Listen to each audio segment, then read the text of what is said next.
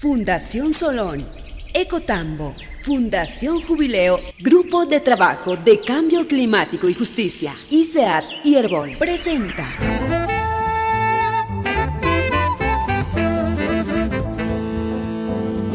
Verdades Ocultas, la revista de la naturaleza.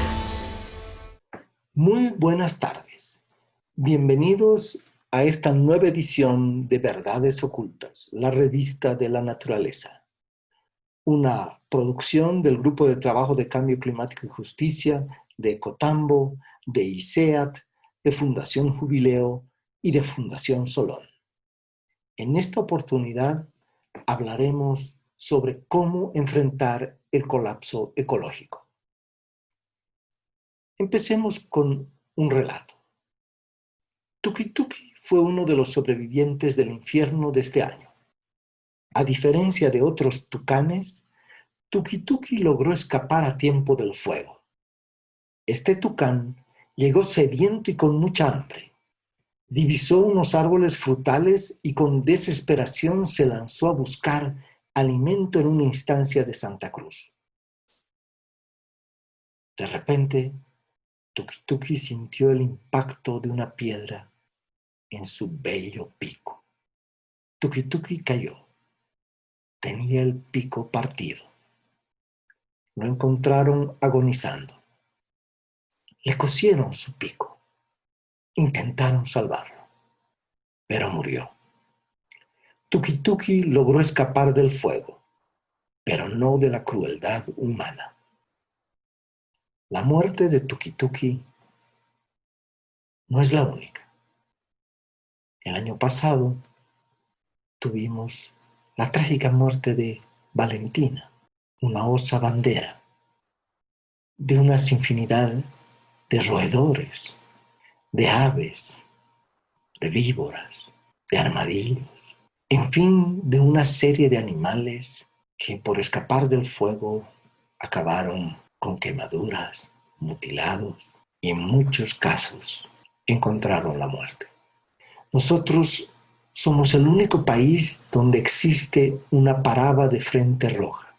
Es un ave majestuosa, única en el mundo. Sin embargo, está siendo diezmada por la mano del hombre y ahora está en peligro grave de extinción. Según el Libro Rojo de los Vertebrados de Bolivia, el año 2009 habían aproximadamente 5.000 ejemplares de la paraba de frente roja en nuestro país. Sin embargo, hace 2 años, otro informe nos dice que ya solo quedan 600 ejemplares de la paraba de frente roja. Esto significa que en una década han desaparecido el 90% de la población de la paraba roja. Estas historias no solo ocurren en nuestro país. En el otro extremo del mundo, en Australia, este año ha ocurrido una verdadera tragedia con los koalas. Los koalas son aquellos animales que uno a veces los puede confundir con un pequeño oso con una nariz bastante grande y llamativa y una ternura infinita. Este año los incendios en Australia diezmaron a los koalas. Aproximadamente 5.000 murieron a causa del fuego. Es tan grave la situación que empiezan a haber informes que dicen que el futuro de los koalas está en riesgo, que probablemente la nueva generación de koalas tarde muchísimo tiempo más porque su hábitat ha sido destruido y muchos de ellos han perecido bajo el fuego. Las estadísticas de los incendios en Australia señalan que 400 millones de animales fueron víctimas de los devastadores incendios forestales. Estos 480 millones de animales incluyen mamíferos, aves y reptiles. Por eso estamos aquí en este programa, para hablar de esta situación que año tras año se repite de forma agravada y que representa precisamente el principio de un colapso ecológico. Este colapso ecológico está afectando también gravemente a los seres humanos. En Centroamérica, en el Caribe, hemos tenido huracanes devastadores las pasadas semanas.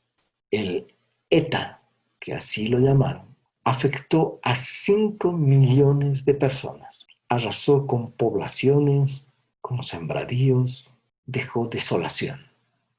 Esta situación también ocurrió en el Asia. En Filipinas, en menos de un mes, 3 huracanes, que allí se llaman tifones, golpearon duramente a la población de Manila.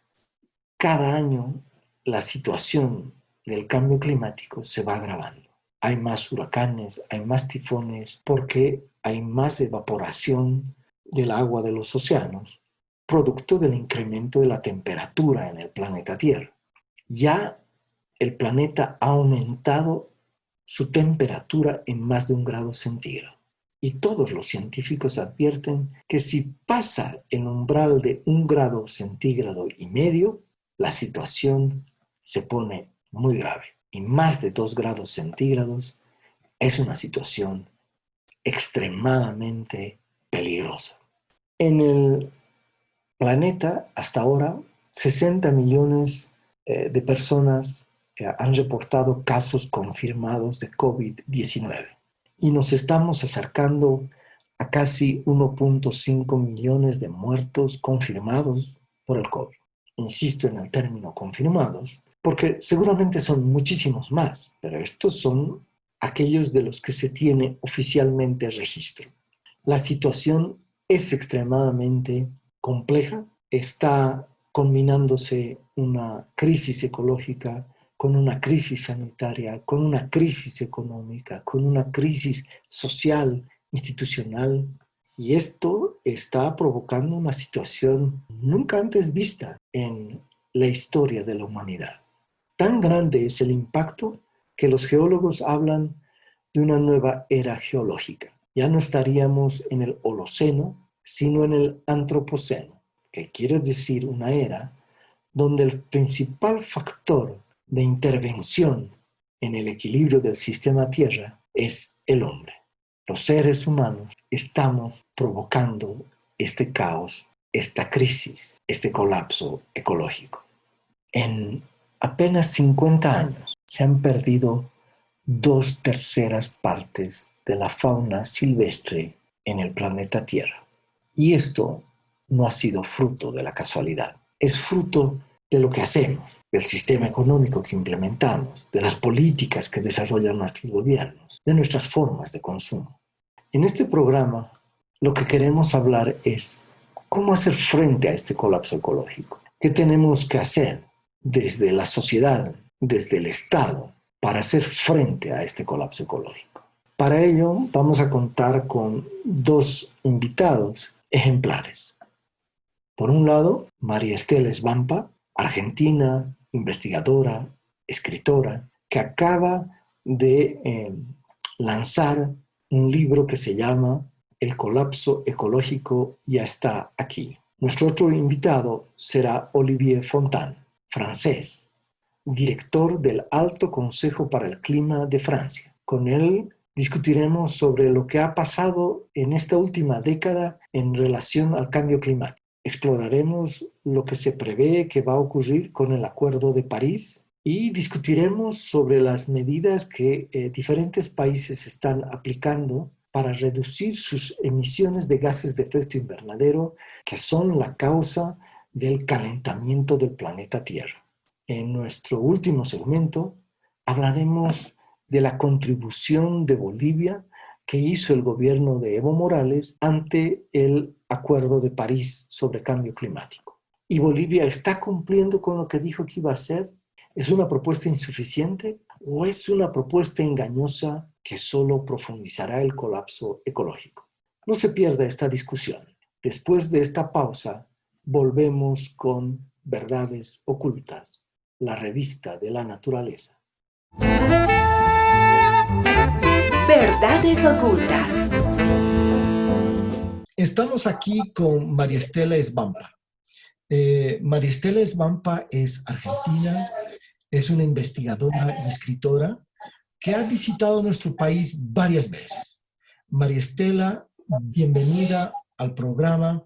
Cuéntanos un poco de ti, de tu relación con Bolivia.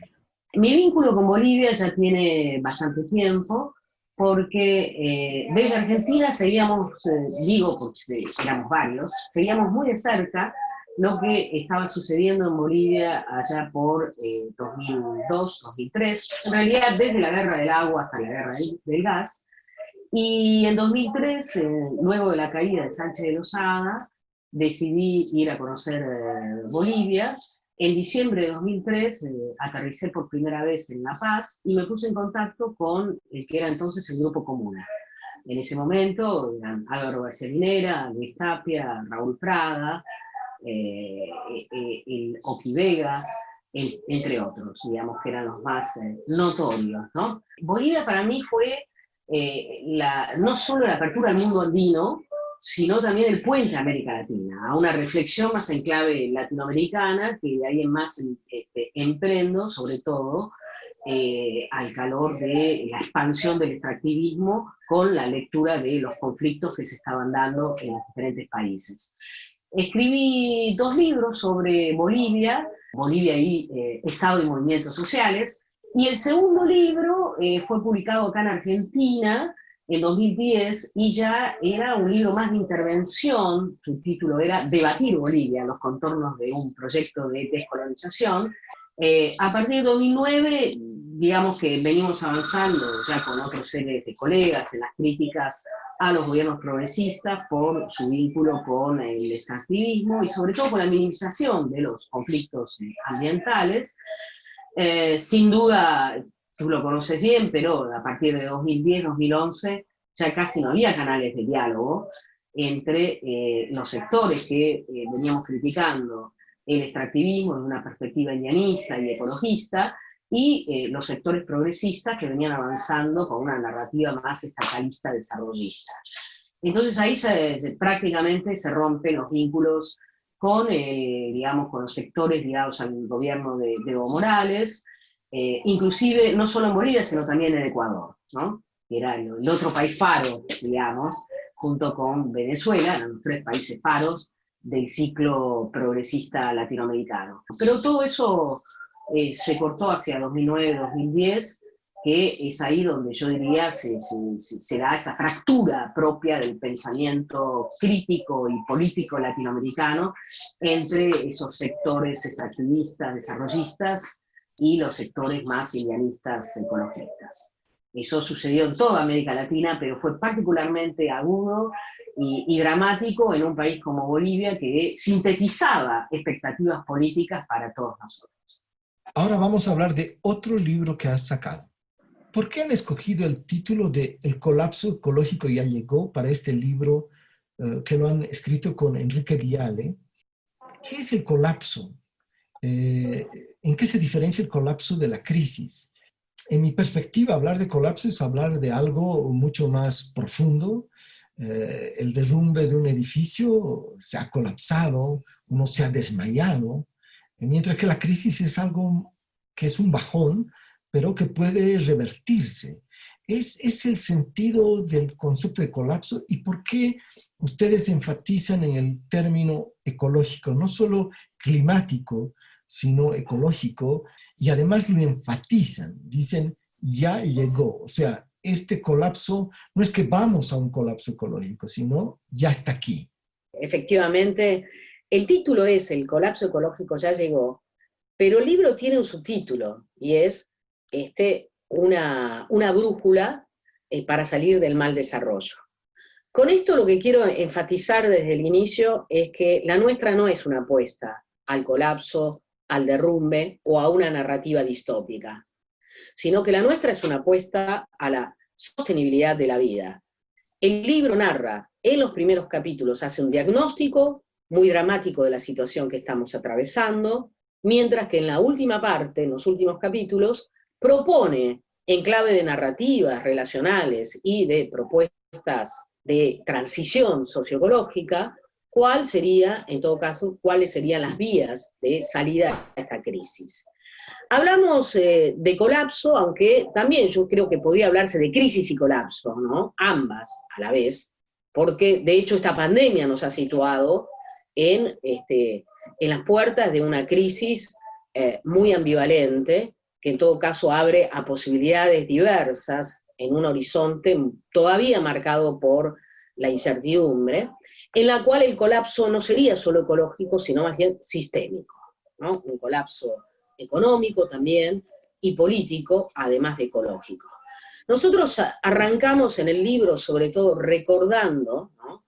Que efectivamente ya estamos en tiempos del Antropoceno, y que el Antropoceno, como nueva era geológica asignada por los cambios que ha introducido la acción del ser humano, ya implican un umbral de peligro que ya hemos traspuesto, que hace que efectivamente, en términos climáticos y ecológicos, las respuestas ya no sean lineales.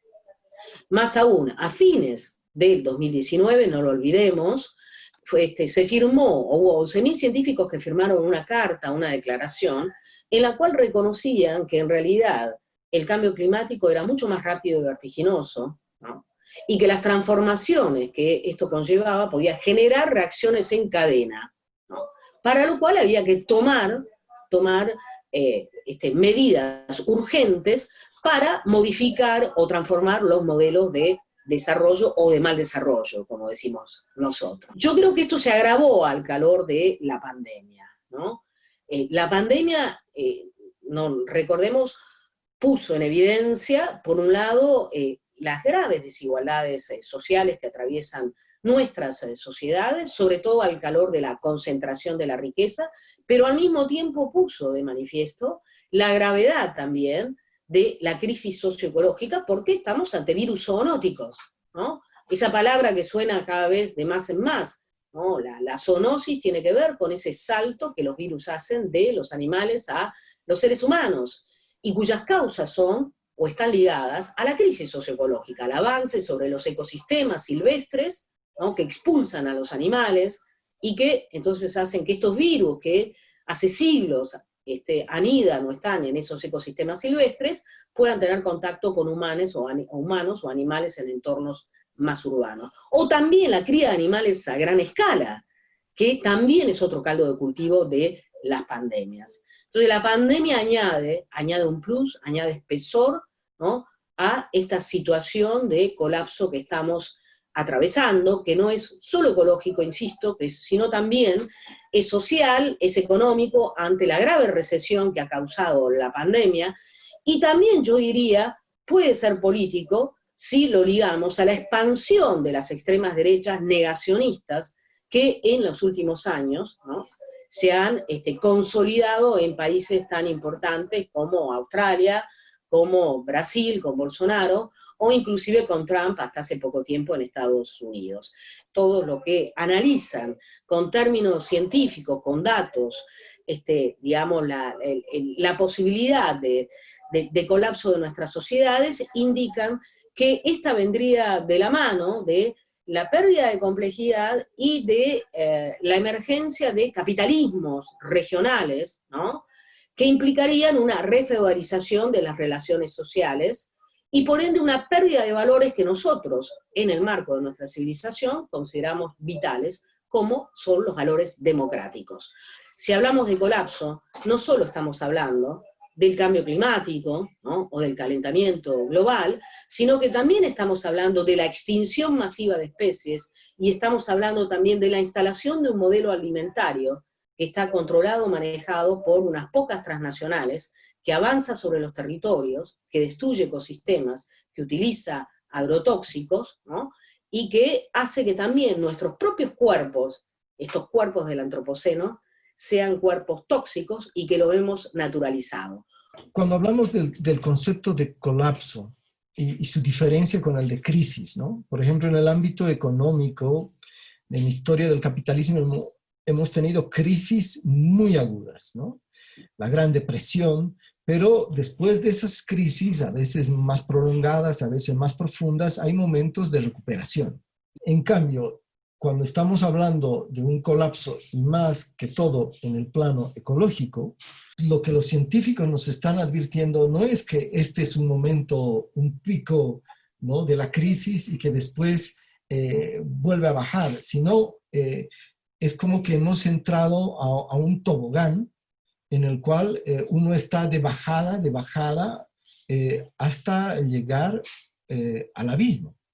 Si uno deja las cosas como están, no hay un proceso de recuperación, la situación se tiende a agravar. Es decir, los científicos casi que pueden predecir, sin equivocarse, que el próximo año o el subsiguiente año, desde el punto de vista ecológico y en particular del cambio climático, todo tiende a mostrar que será peor, mucho más grave que lo que estamos viviendo ahora y que lo que vivimos hace 5 años atrás. Si capto la esencia del concepto que ustedes lo han planteado, ¿es posible parar el colapso? Cuando un edificio se empieza a colapsar, se empieza a derrumbar, uno dice, ¿es posible parar el derrumbe del edificio? ¿O el edificio se va a derrumbar y entonces lo que hay que discutir es cómo se va a reconstruir a partir de lo que queda?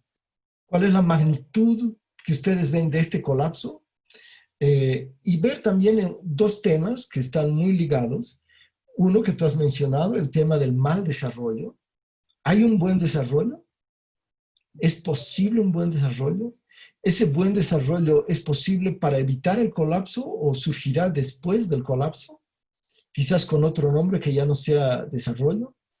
En otras palabras, entrar un poco más en lo que ustedes plantean de una transición socioecológica integral. Claramente hay una diferencia entre crisis y colapso, y tú has tocado el punto, tiene que ver con la capacidad de resiliencia, ¿no? La sociedad, digamos, los ecosistemas están perdiendo la capacidad de regenerarse.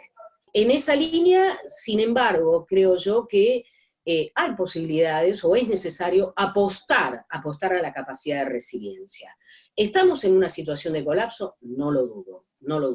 Pero creo que efectivamente todavía podemos apostar a la transformación, sobre todo a una transición socioecológica integral, si se tomaran medidas radicales que den cuenta o respondan sobre todo a la situación digamos, de urgencia y de crisis radical que estamos atravesando.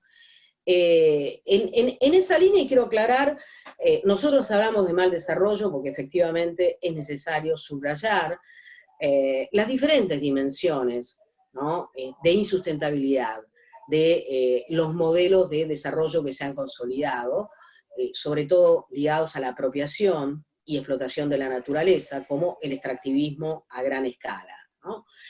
Son modelos que no son solo insustentables desde el punto de vista ecológico, sino que también son insustentables desde el punto de vista social, territorial, sociosanitario, los impactos que sobre la salud tienen, ¿no? Por ejemplo, la soya con el glifosato, el impacto que tiene sobre la salud, lo hemos visto acá en Argentina, es sin duda el problema socioambiental más importante del país, y ustedes lo tienen ahí también, incrustado en Bolivia y expandiéndose. Pero bueno, efectivamente hablamos de mal desarrollo en diferentes dimensiones. Eso no implica hablar de que hay un buen desarrollo. Nosotros somos muy críticos de la noción de desarrollo, ¿no? Inclusive te diría, criticamos a la misma en términos de discurso de poder. Ese discurso de poder que venía de la mano de grandes organizaciones internacionales y que buscaba instalar un modelo de desarrollo normativo en los sectores rurales, despreciando y desvalorizando saberes locales y saberes ancestrales. Pero creemos que es necesario hablar de mal desarrollo porque es mucho más, te diría, más claro de comprender, ¿no?, para la gente cuando hablamos de mal desarrollo, para dar cuenta de las diferentes dimensiones de insustentabilidad a las cuales nos referimos. Pero no porque creamos que hay modelos de buen desarrollo, apostamos a la transición. Y la transición es ir más allá del desarrollo. Una transición socioecológica integral que hemos tratado, digamos, de plasmar en la propuesta del Pacto Ecosocial y Económico, tanto en Argentina, que lanzamos con Enrique Viale, que es el coautor del libro, antes inclusive de que se publicara este libro, que fue publicado en septiembre de 2020, y que también promovemos a nivel regional latinoamericano con otros colegas, como Alberto Acosta, de Ecuador, con colegas también de Bolivia, de Colombia, de Brasil, un conjunto de colegas activistas y organizaciones sociales que estamos apostando, ¿no?, a un nuevo pacto con la naturaleza, ¿no?, a un nuevo pacto con la vida, de la mano, digamos, de un programa o una plataforma que logre involucrar, sobre todo, o plasmar la lucha, ¿no?, de los movimientos sociales, socioambientales, antiextractivistas, campesinos, indígenas en América Latina.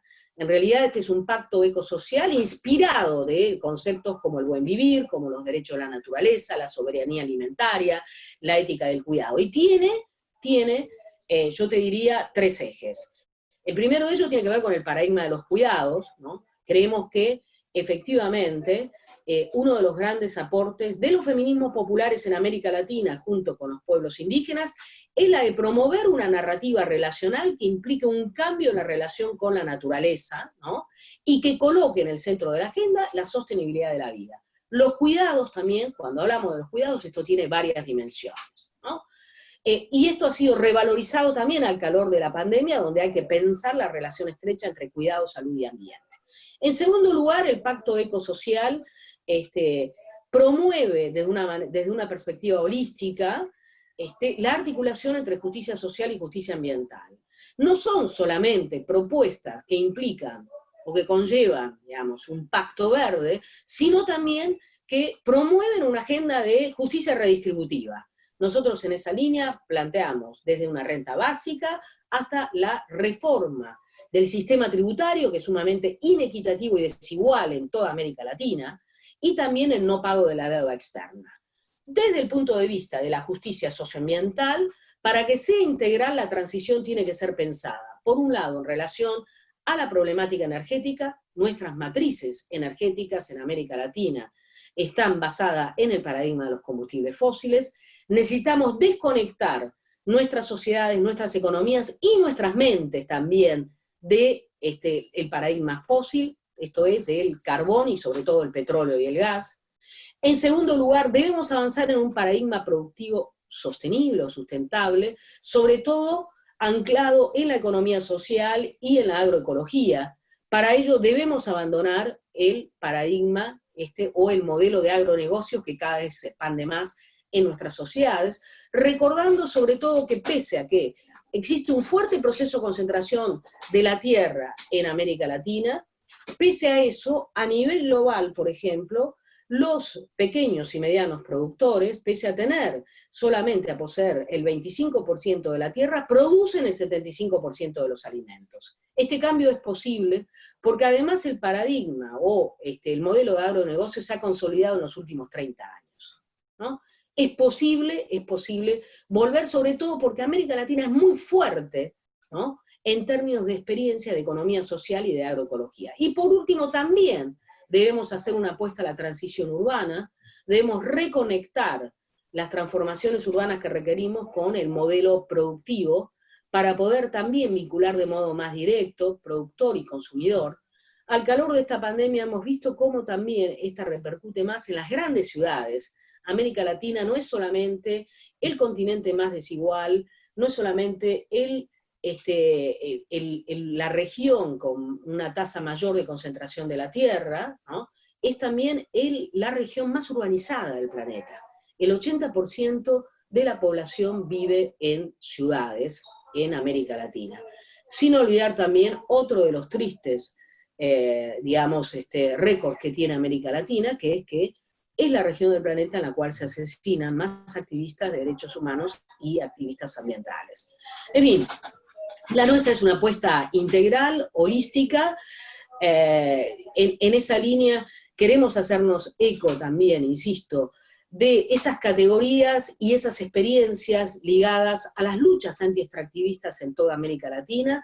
No es casual que los movimientos alta globalización se nutran de este nuevo lenguaje político que al calor de las luchas contra el neoextractivismo se han forjado en nuestro territorio.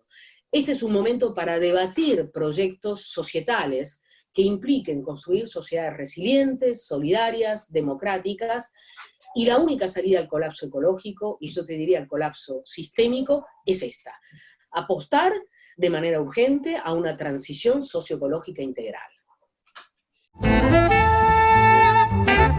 Verdades ocultas. Volvemos con Verdades Ocultas, la revista de la naturaleza. Estamos dialogando con María Estela Svampa, investigadora y escritora del libro El colapso ecológico ya está aquí. Yo quería hacerte algunos comentarios, ¿no? Primero, la dimensión política. Todas las cosas que han mencionado, con las que coincido profundamente, no se van a poder encaminar si es que no hay una transición también desde la perspectiva política, desde la perspectiva de la democracia como la conocemos, porque incluso saliendo de gobiernos totalitarios, autoritarios como el de Bolsonaro y otros, esta democracia como la conocemos es la democracia del antropoceno. Como sistema democrático se ha demostrado que no es suficiente para hacer frente a la crisis y mucho menos a un colapso. Entonces, y hay que hacer profundos cambios institucionales en lo que es también la parte política de la democracia, y ahí viene el tema de los actores, ¿no? O sea, un pacto entre quiénes, ¿no? Porque cuando hablamos de actores políticos dentro de la democracia, venimos en el continente, y tú lo has dicho desde el principio y lo sabes mejor que yo, la experiencia que hemos tenido con el llamado progresismo de izquierda que nos ha llevado a esta situación. Un pacto con este sector que se llamó progresista de izquierda, que tuvo un discurso muy positivo desde el punto de vista de los derechos de la naturaleza, de la madre tierra, del vivir bien o del buen vivir, pero que en la práctica pues implementaba muchos aspectos troncales de un neoliberalismo extractivista. Entonces, ¿quiénes son los actores de este pacto? Obviamente no son los gobiernos que siguen una orientación o los partidos políticos que siguen una orientación abiertamente pro-neoliberal, pero estos otros sectores han demostrado que en última instancia tampoco lo hacen.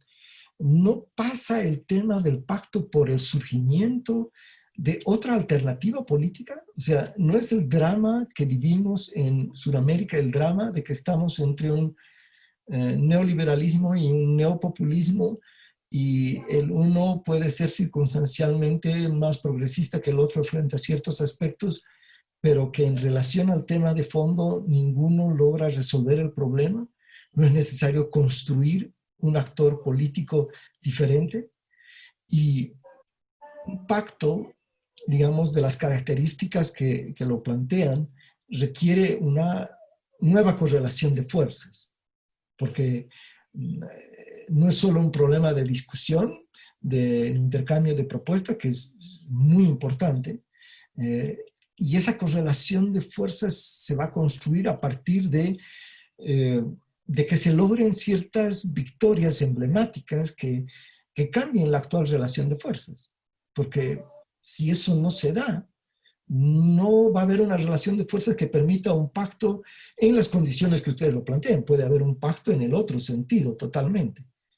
Entonces, es sobre todo un momento donde de lo que se trata es de lograr avances y concretos, reales, palpables, en los distintos campos que has mencionado, y también en relación al tema más político institucional, y obviamente también internacional, que es otro tema que ya no nos da el tiempo de abordarlo para una transición.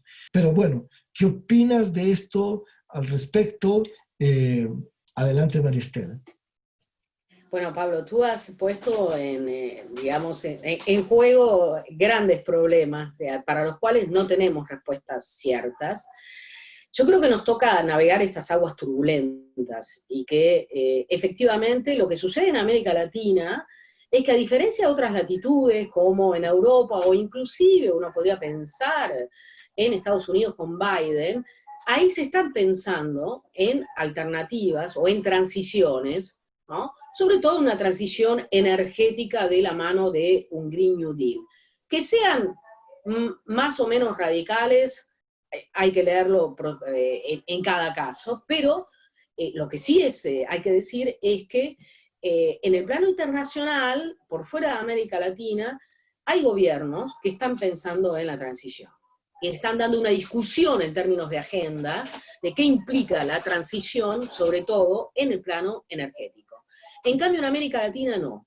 En América Latina lo que tenemos es que desde la sociedad, desde abajo, desde organizaciones de la sociedad civil, sobre todo movimientos sociales, campesinos, indígenas, y yo diría cada vez más la juventud, Pablo. No te olvides que el efecto Greta Thunberg, lo analizamos en el libro, es muy conmovedor y ha generado movimientos muy importantes en todo el mundo, porque ha implicado la movilización de jóvenes, muy jóvenes, inclusive entre 15 y 20 años, que hoy en día ponen en agenda la necesidad de la justicia climática, al menos en diferentes niveles. Por un lado, a nivel nacional buscan instalar una agenda de protección de los bienes comunes, hoy amenazados, ¿no?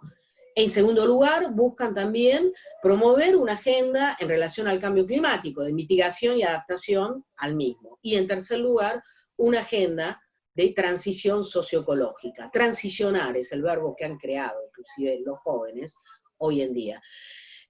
Yo creo y apuesto a que, digamos, los jóvenes van a tener un rol fundamental, al menos desde abajo, para generar un consenso social que abra una discusión que cambie o que busca cambiar la relación de fuerzas sociales, porque claramente desde arriba, ¿no?, los gobiernos, inclusive el retorno de los progresismos en algunos países de América Latina, para comenzar Argentina, ¿no?, y por supuesto ahora podríamos decir Bolivia, que son progresismos débiles, ¿no?, progresismos muy, muy débiles, más aún en estos contextos de crisis.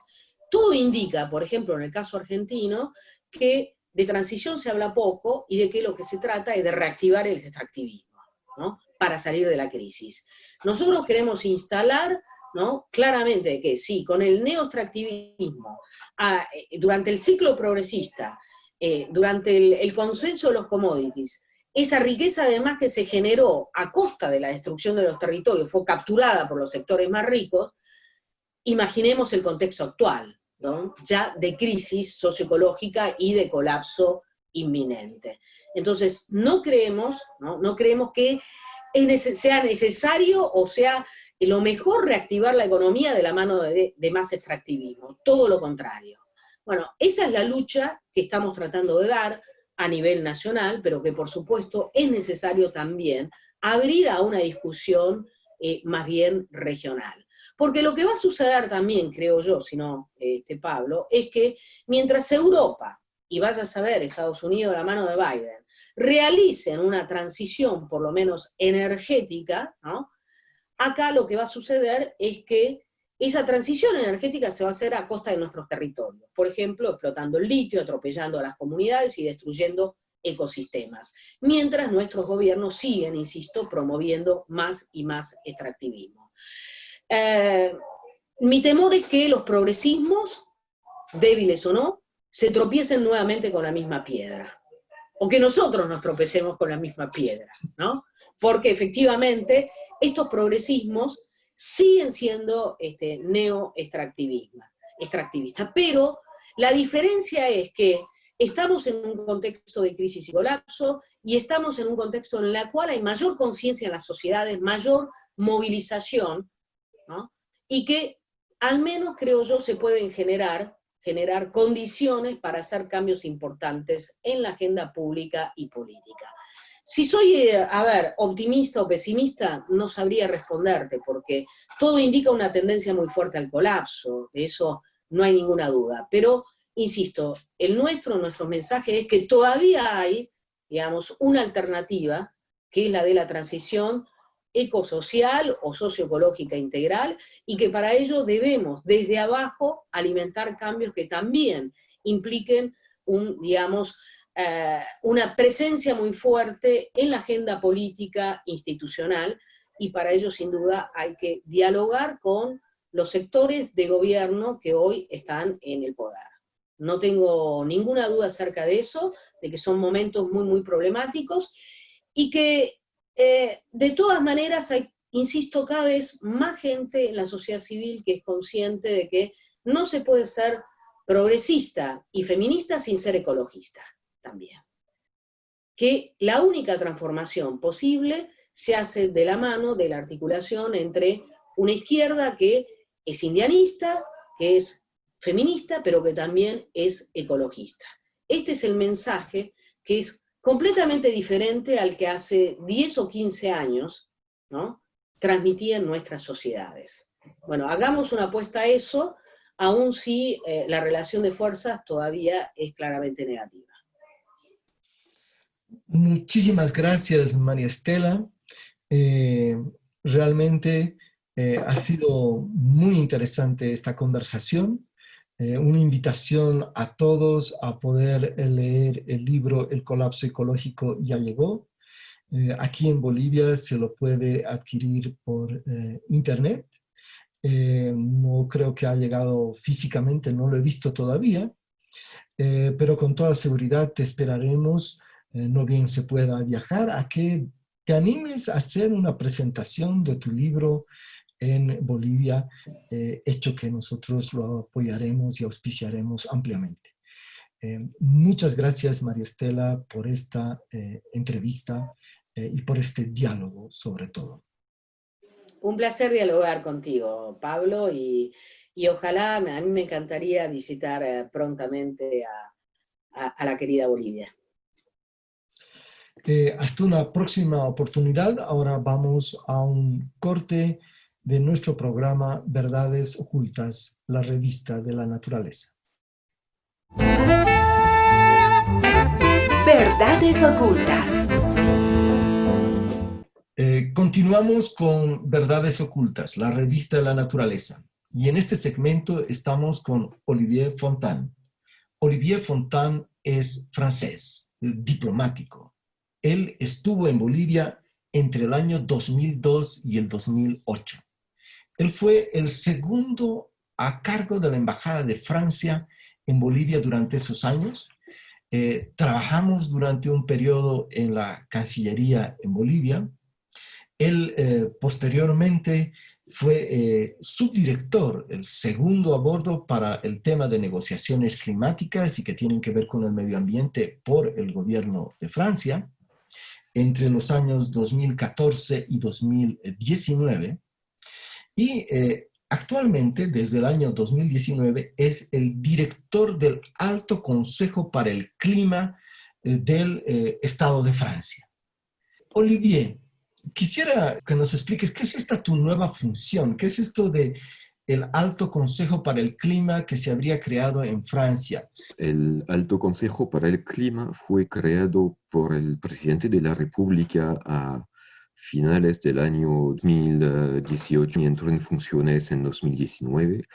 Y es un organismo independiente, es decir, que no puede recibir instrucciones ni de empresas privadas ni del gobierno, y se dedica a analizar y evaluar las políticas públicas en Francia relativamente a los compromisos de Francia en temas de clima. Es decir, a analizar si el gobierno de Francia cumple o no con sus obligaciones y sus ambiciones en materia de cambio climático. O sea, eso de independiente, ¿no?, que aquí en Bolivia llama la atención. O sea, no puede ser que ningún ministro te llame a ti y te diga, oye, no puedes sacar este informe porque esto puede afectar la carrera política del gobierno francés. Tú tienes total autonomía a pesar de que fue creado por el presidente de la República.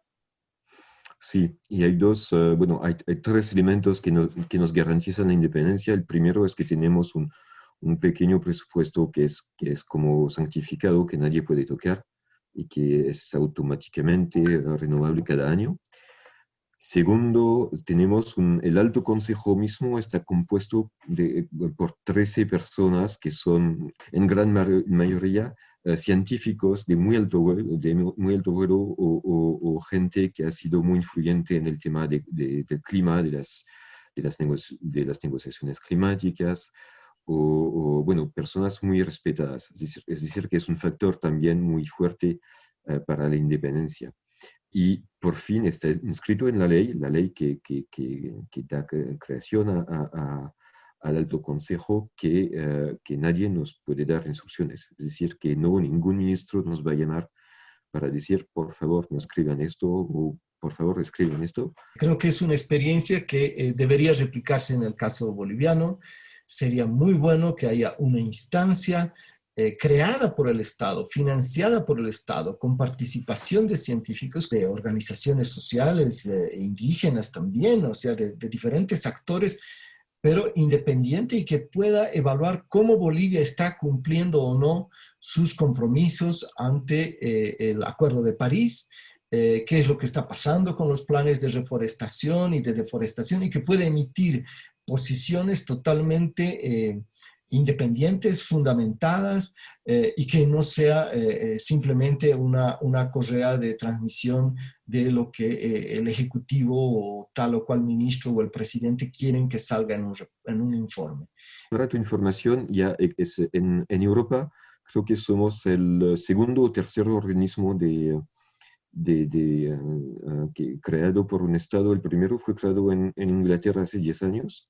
Creo que en Dinamarca tienen uno muy, muy parecido, pero también poco a poco en todos los estados de la Unión Europea la gente se va interesando en instalar tales organismos. Y, por ejemplo, la Comisión Europea ha decidido crear un consejo igual a nivel de Bruselas para controlar la política europea en este sentido. Así que, bueno, si eso puede inspirar a Bolivia, yo creo que sería el primer estado en Sudamérica en hacerlo.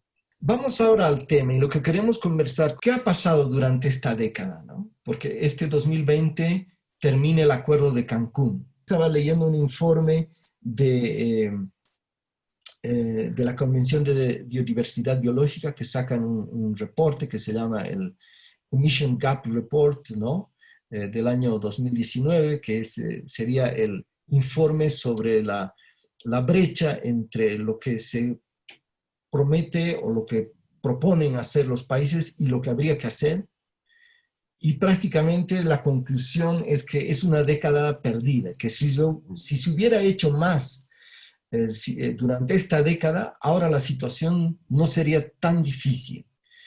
¿Cómo evalúas tú? Yo creo que hay un fuerte contraste entre lo que negociamos en el marco de la Convención Marco de Naciones Unidas sobre Cambio Climático, es decir, todo el proceso que desemboca en el Acuerdo de París en el 2015 y que tomó 5 años, ¿no? entre Copenhague y 6 años hasta entre Copenhague y París para realizarse, y que fue finalmente una década en este sentido bastante próspera en términos de enmarcar la acción internacional en el cambio climático. Pero al revés, al opuesto, todo lo que se trata de acción concreta, políticas climáticas de los estados para mitigar las emisiones de gases de efecto invernadero, para adaptarse mejor al cambio climático, eso sí, yo estoy de acuerdo que fue una década perdida. Y ahora es el desafío que tenemos, es decir, que tenemos que conciliar este marco político, jurídico que tenemos con el Acuerdo de París, que es, yo creo, bastante eficiente, con la acción política de los gobiernos, y es la problemática que tuvimos. Pero sí, yo estoy de acuerdo contigo, la década pasada fue perdida en términos de acción climática. Son 10 años que vamos a echar de menos. Hoy, en 2020, llegué a cabo los efectos del protocolo de Kioto, que era el marco que funcionaba desde entonces, que era un protocolo bastante exigente, bastante duro. Pero hoy en día el protocolo de Kioto cubre entre el 15 y 16% de las emisiones mundiales, yo creo, más o menos. Es decir, que cubre las emisiones de los países dichos desarrollados. Y afuera del protocolo de Kioto se quedan todos los grandes países emergentes desde este 20-25 años, ¿no? Hablamos de la China, hablamos de la India, hablamos de todos esos países que han surgido en Brasil, Nigeria, Sudáfrica, etcétera, que no estaban incluidos en el protocolo de Kioto.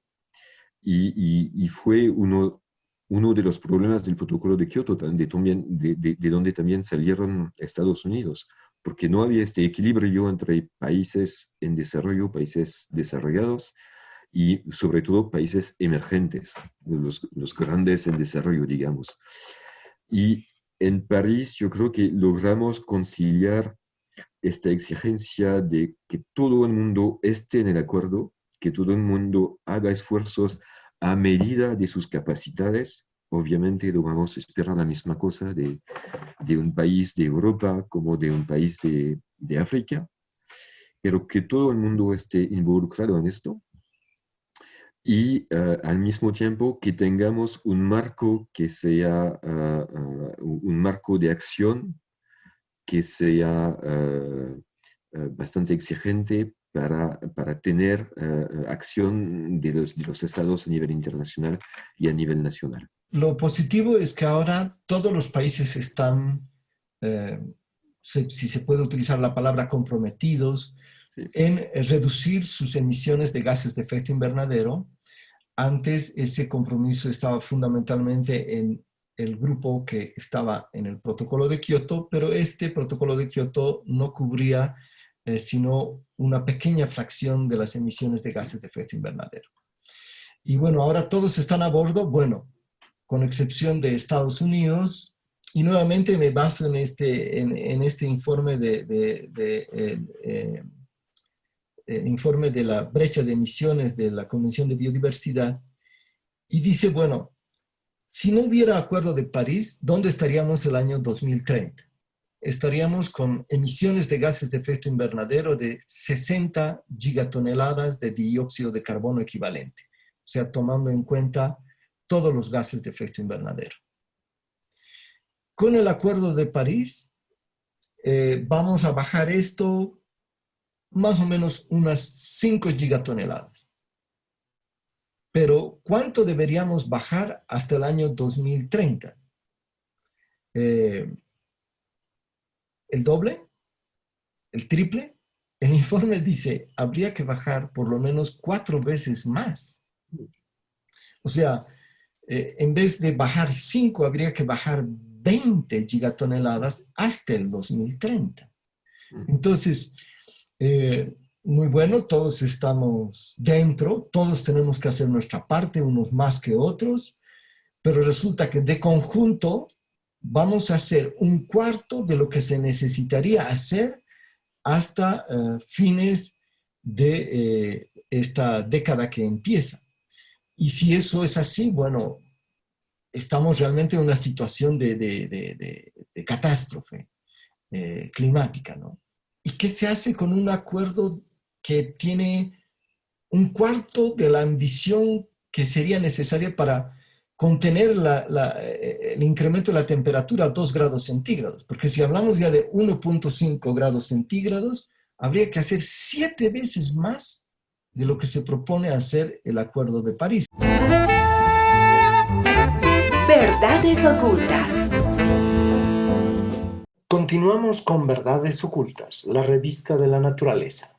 Estamos conversando con Olivier Fontaine, director del Alto Consejo para el Clima de Francia. El informe del que hablas, el Emission Gap Report, está un poco sesgado en cómo presenta las cosas. Pero tienes razón, ahora no hacemos lo que tendríamos que hacer para resolver las crisis climáticas. Eso dicho, primero los objetivos del Acuerdo de París, que son objetivos de temperatura, es decir, mucho menos de 2 grados y si es posible 1,5 grados más allá de las temperaturas de la era preindustrial, son a finales del siglo XXI. Eso es la primera cosa. No es 2030, no hay objetivo en el Acuerdo de París que sea 2030.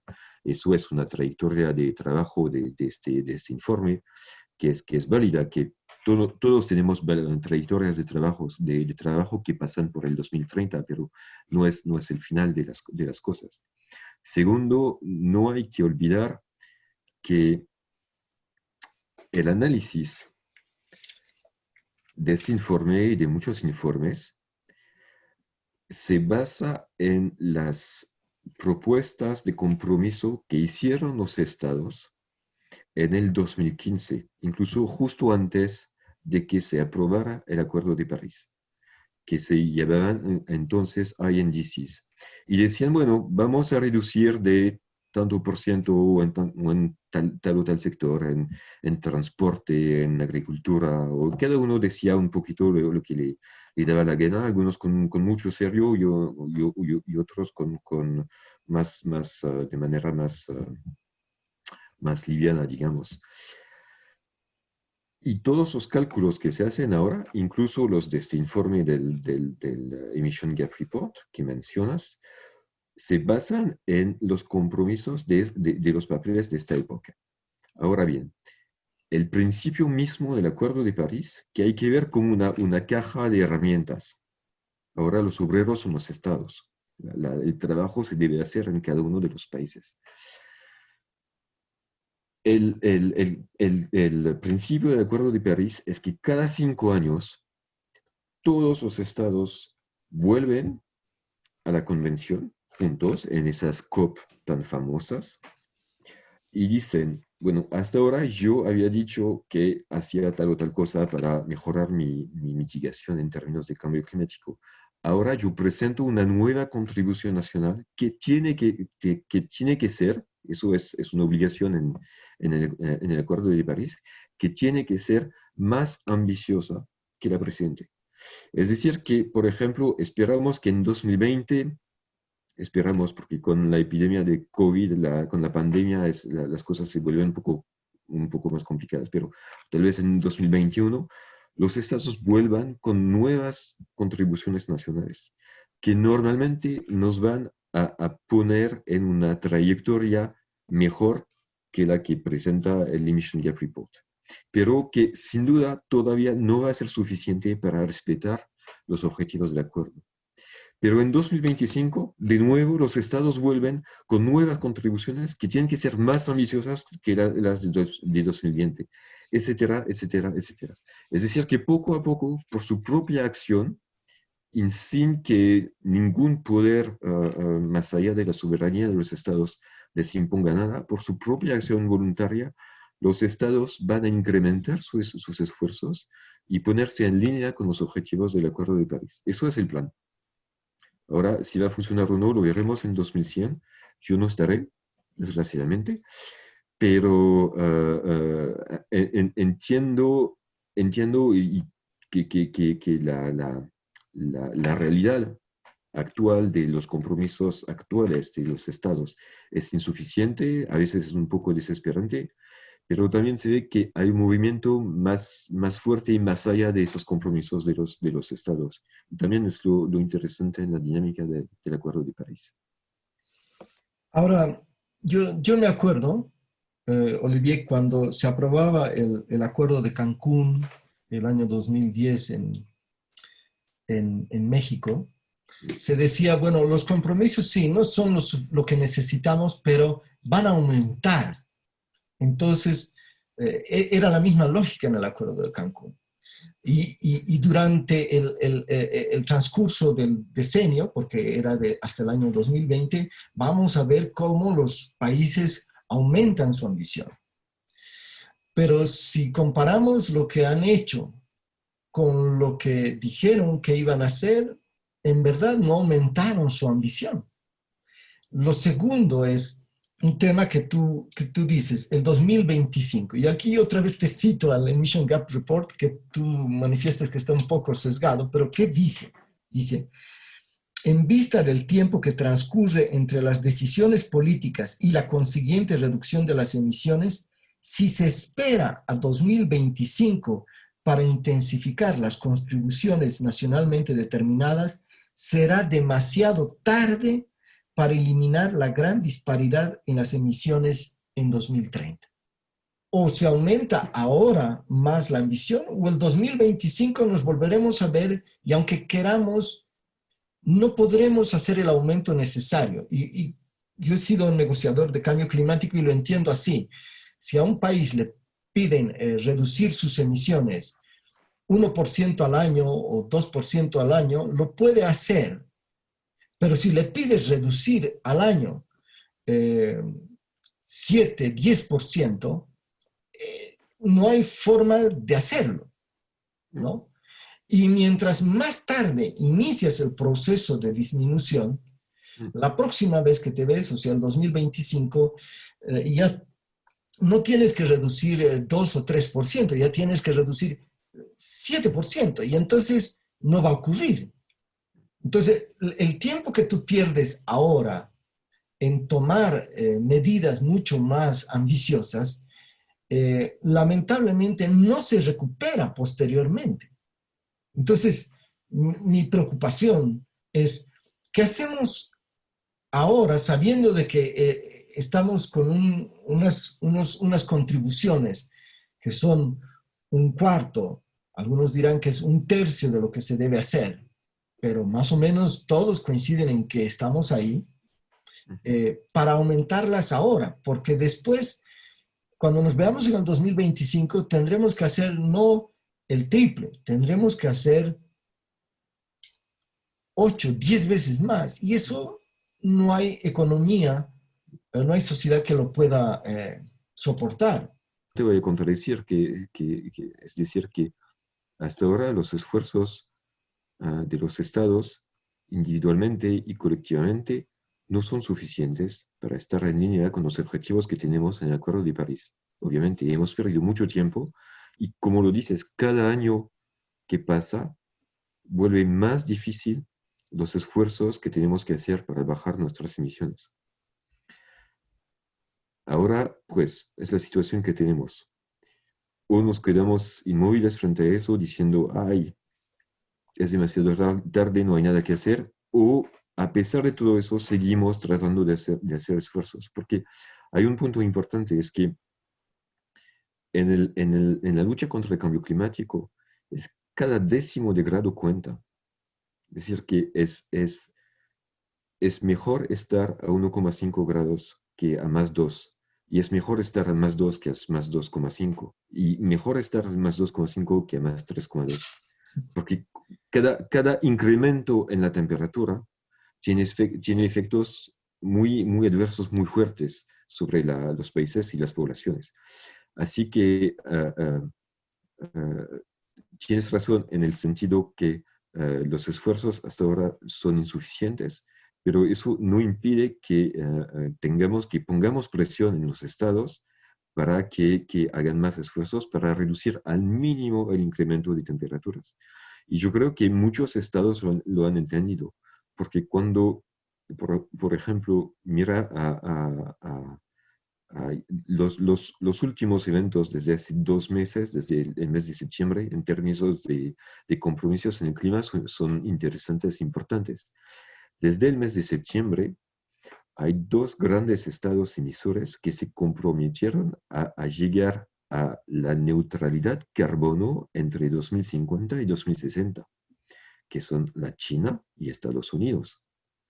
Y eso hace 5 años. Hace 5 años nadie esperaba tener este anuncio un día. Nadie esperaba que alguien pueda pensar un día que tanto la Unión Europea, que lo anunció hace poco más de un año, como China y Estados Unidos puedan anunciar que en 2050, es decir, desde acá son 30 años, no emitirían más emisiones que sus pozos de carbono, es decir, sus selvas básicamente y sus suelos, son capaces de absorber en su territorio. Son anuncios fundamentales, ¿no? China lo ha anunciado en el marco de su plan quinquenal, y yo creo que son muy, muy serios. No son el tipo a anunciar cosas que no van a hacer. Y entonces, entre 2020 y 2050, 2060 para China, tienen una trayectoria que llega a cero emisiones, o casi cero, que se llama net zero emissions, emisiones net cero. Pero ahora estoy de acuerdo contigo, los esfuerzos que no hemos hecho ayer, que no hacemos hoy, van a ser mucho más difíciles hacerlos mañana. Y es toda la problemática del cambio climático. Bueno, primero decirte que comparto contigo de que hay que hacer todos los esfuerzos posibles, que no se trata de tirar la toalla, ni de solamente criticar, y que la crítica tiene que estar apuntada a que realmente hagamos mucho más de lo que estamos haciendo y hacerlo más pronto. Mi duda sobre el concepto de emisiones, de cero emisiones netas, cuando yo estuve en las negociaciones, el tema de netas, ahí venía toda una complicación. Porque ¿qué quiere decir? El que te escucha entiende y dice, wow, quiere decir que no va a emitir nada. No es así. No. Es netas. Es decir, si por ejemplo, la China amplía más su muralla verde, ¿no? O sea, reforesta más bosques y coloca más bosques, entonces la China va a decir, como he colocado estos bosques, entonces ahora yo puedo seguir emitiendo esta cantidad que se va a compensar con esta cantidad de árboles que he plantado, ¿no? Y hay que reconocer que la China probablemente es el país que de lejos ha hecho un proceso de plantación de árboles más grande que se haya dado en la historia de la humanidad.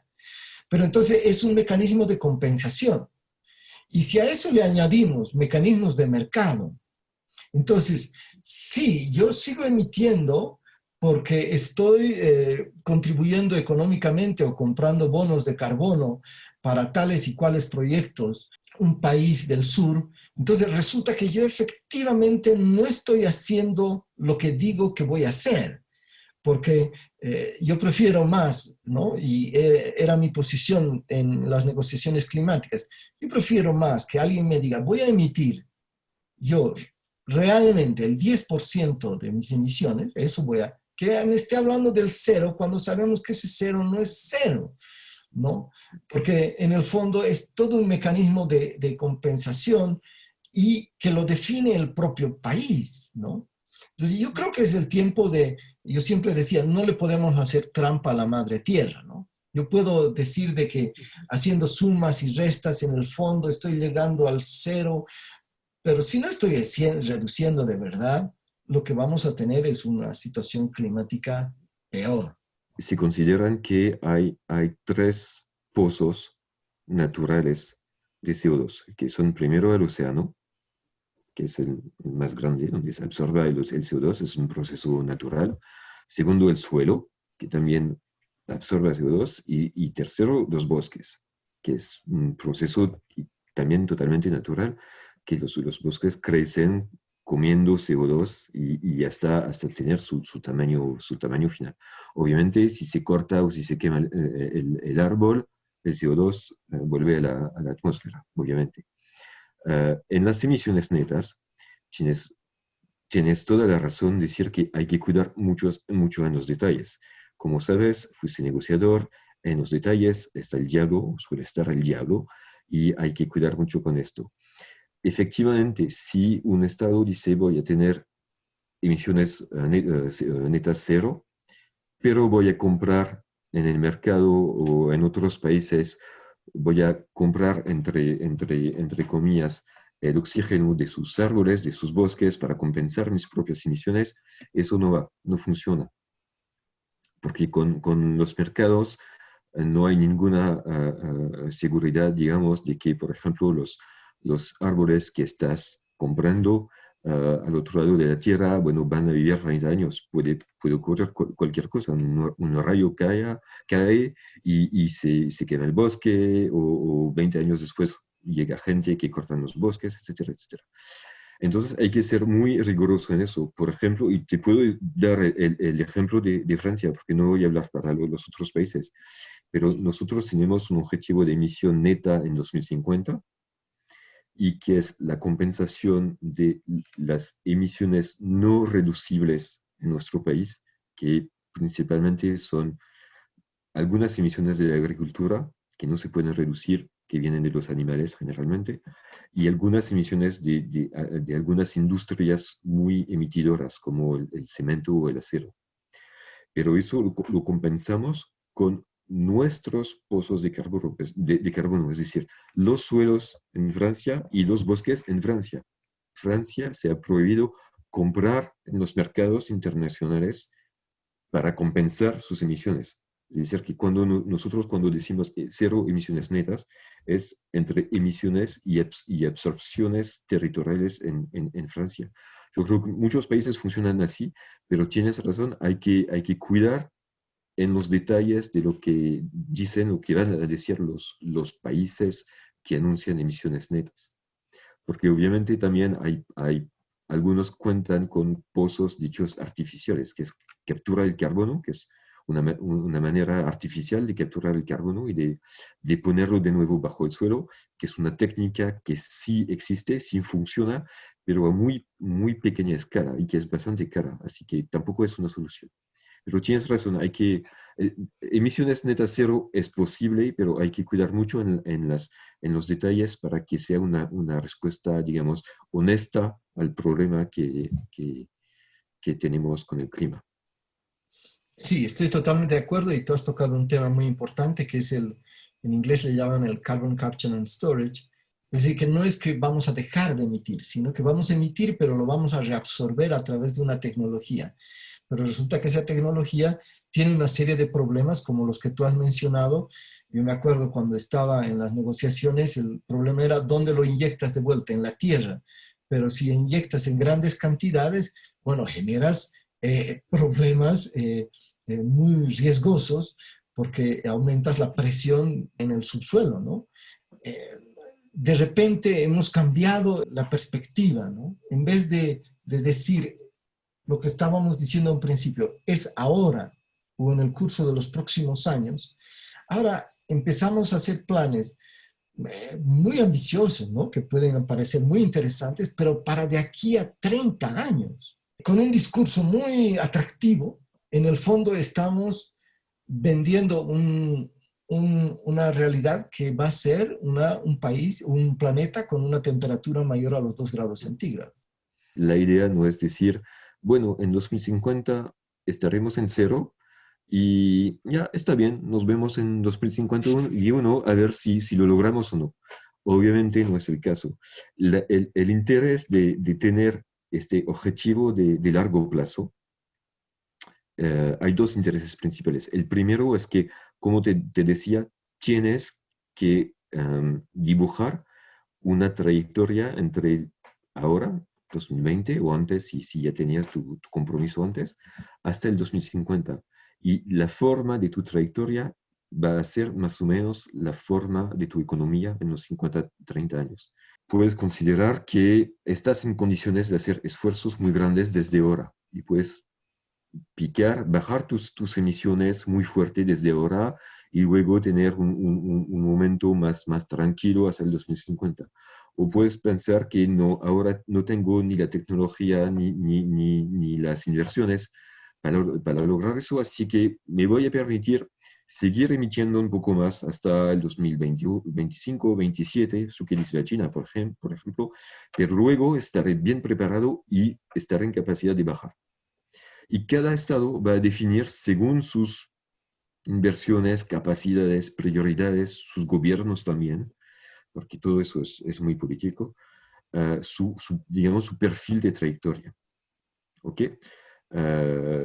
Y por ejemplo, igual te lo puedo ilustrar con el ejemplo de Francia. Tenemos desde hace 3 años lo que se llama la Estrategia Nacional Bajo Carbono, que es ley, que está en la ley, y que dibuja muy precisamente con un presupuesto carbono cada 5 años cuál es el perfil de baja entre 2018, porque empezamos en 2018, hasta el 2050.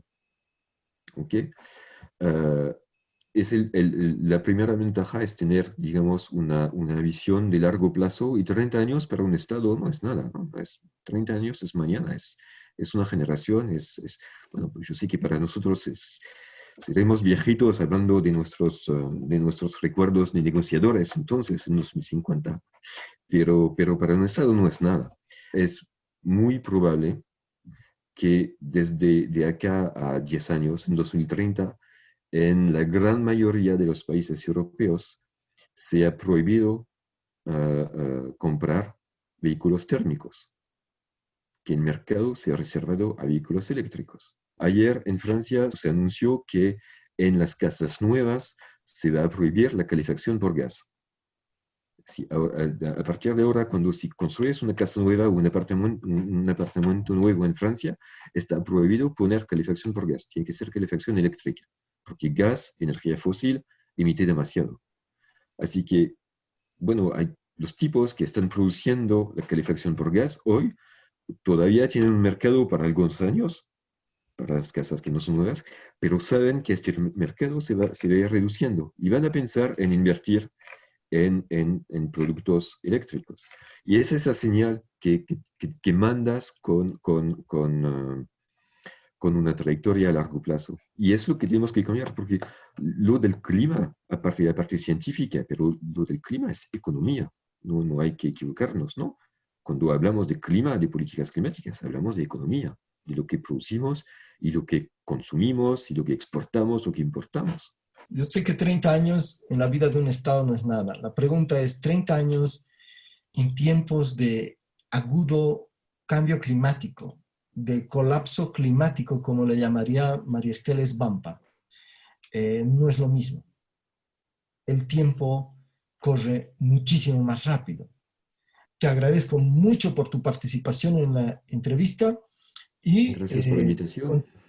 Continuamos con Verdades Ocultas, la revista de la naturaleza. Verdades Ocultas. Retornamos con Verdades Ocultas, la revista de la naturaleza. Hablemos ahora de lo que está haciendo Bolivia. ¿Qué fue lo que Bolivia planteó en el marco del Acuerdo de París para el Cambio Climático? Bolivia presentó una propuesta que está basada fundamentalmente en dos grandes temas: bosques y energía. A nivel de los bosques, en palabras sencillas, lo que planteó Bolivia fue: vamos a deforestar, pero no se alarmen, porque vamos luego a reforestar. Al final, vamos a acabar con más bosques de los que tenemos. Para un observador externo, esto le puede parecer muy interesante. Al final, Bolivia estará mejor el año 2030 de lo que está ahora, con más bosques. Sin embargo, la realidad es que la deforestación avanza a paso galopante y la reforestación es totalmente mínima. La propuesta de Bolivia dice: vamos a deforestar 3 millones de hectáreas de bosques hasta el año 2030 y plantea que van a reforestar 4,5 millones de hectáreas. ¿Cuánto se ha deforestado en estos últimos 5 años? Si tomamos los datos oficiales, hasta el año 2018 ya se había deforestado más de 500,000 de hectáreas. Y tomando en cuenta lo que ocurrió el año pasado y este año, seguramente ya estaremos superando el 1,000,000 de hectáreas deforestadas en un quinquenio. Ahora, ¿cuánto hemos reforestado? Ni siquiera 100,000 hectáreas en todos los 5 años. Y probablemente la mitad de los árboles que se plantaron hoy día han perecido, porque no es suficiente con poner un plantín en la tierra. Hay que mantenerlo, hay que cuidarlo hasta que crezca y hasta que se vuelva realmente un árbol y conforme un bosque. Pues van a transcurrir varias decenas de años. Entonces, la realidad nos muestra que la propuesta que hace Bolivia es engañosa, es tramposa, porque la realidad es que se ha deforestado 1 millón de hectáreas, pero no se ha reforestado ni siquiera la 10ª parte de eso. Entonces, ¿qué es lo que va a ocurrir hacia el año 2030? No que vamos a acabar teniendo más bosques, como engañosamente plantea la propuesta de Bolivia en el marco del Acuerdo de París para el Cambio Climático, sino que vamos a tener menos bosques, probablemente 3 millones de bosques menos. Y esto nos va a hacer mucho más vulnerables para el cambio climático. Vamos a ser más susceptibles a las sequías, que ya están afectando Bolivia este año. Vamos a ser mucho más vulnerables a las inundaciones y a un conjunto de plagas, enfermedades, que se ocasionan cuando se destruye precisamente los ecosistemas donde está la vida silvestre. Ahora, ¿qué dice la propuesta de Bolivia en relación a energía, en el marco siempre del Acuerdo de París para el Cambio Climático? Lo que dice la propuesta es que Bolivia va a dar un salto espectacular, que va a pasar de 1.600 megawatts de potencia instalada a más de 13.000 megawatts, o sea, un incremento de 7 veces más, y la gran mayoría de ese incremento será energía renovable. Obviamente esto es para tratar de confundir a la comunidad internacional, porque todos sabemos que el grueso de este incremento de la potencia instalada será con mega hidroeléctricas. Y las mega hidroeléctricas emiten gases de efecto invernadero. No emitirán dióxido de carbono, como lo hacen las centrales eléctricas que funcionan a gas o a diésel, pero sí emiten gas metano por los grandes embalses que crean, embalses gigantescos que inundan en materia orgánica, sobre todo de la selva amazónica, y que cuando se descompone emite este gas, es muy nocivo precisamente para el cambio climático. Entonces resulta que le estamos diciendo a la comunidad internacional, vamos a pasar de 1.600 megawatts a 13.000 megawatts y sobre todo en base a energía renovable, cuando la verdad es que no se puede considerar energía renovable a las mega hidroeléctricas por la gran cantidad de emisiones de gas metano que producen y el desastre que provocan a través de sus embalses. La propuesta que hizo Bolivia en el marco del Acuerdo de París para el Cambio Climático no es una propuesta insuficiente.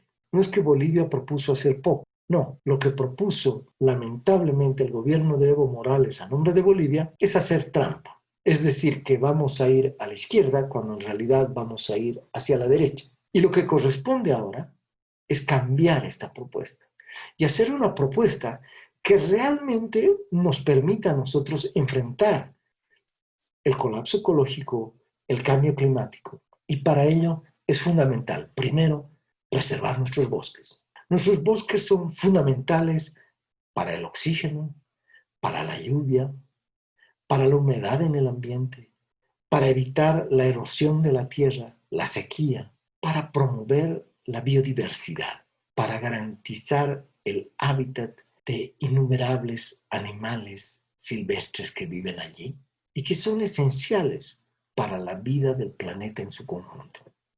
Una propuesta en relación al tema del cambio climático tiene que ser franca y sincera y plantearse reducir de forma dramática la deforestación ilegal y la deforestación legal. Y tenemos que asumir de que cuando la temperatura aumenta tanto, ya no es posible recurrir a métodos de chaqueo, porque la utilización del fuego es muy peligrosa. Rápidamente, cuando el ambiente es muy seco, el fuego, por más buenas intenciones que haya de controlarlo, se acaba descontrolando. Por eso, es fundamental ir hacia una Amazonía sin fuego, que si se van a hacer desmontes, estos no sean utilizando el fuego, preservando precisamente los bosques y promoviendo no una agricultura que deprede el bosque, sino una agricultura que conviva con el bosque, una agroforestería. El bosque no es un enemigo, el bosque es nuestro mejor aliado y de lo que se trata es de convivir con él y de promover una producción que permita aprovechar de manera sostenible lo que el bosque puede dar, preservando siempre su capacidad de regeneración. Y en el ámbito de la energía, es necesario hacer una propuesta totalmente distinta, que deseche definitivamente las mega hidroeléctricas y que más bien plantee avanzar hacia la energía solar y eólica producida de manera comunitaria. Hasta ahora, en Bolivia, lo que se ha promovido es sobre todo a la empresa estatal de energía. Y no se ha tomado en cuenta que también las comunidades, las personas, pueden ser productores y consumidores de energía eléctrica. Pueden generar energía eléctrica a través de paneles solares o de turbinas eólicas y vender esa energía eléctrica a la red. De esta forma, no solo que estaríamos reduciendo las emisiones de gases de efecto invernadero, sino que estaríamos generando una fuente de ingreso para la población, para las comunidades, para municipios. Entonces, no es que no hay alternativas, existen, están ahí. Hay que aprender de prácticas ancestrales, hay que aprender de los avances de la tecnología y sobre todo hay que tener una mirada distinta, que no piense en el corto plazo, sino que piense en que lo que está en juego es la supervivencia de la vida en la Tierra.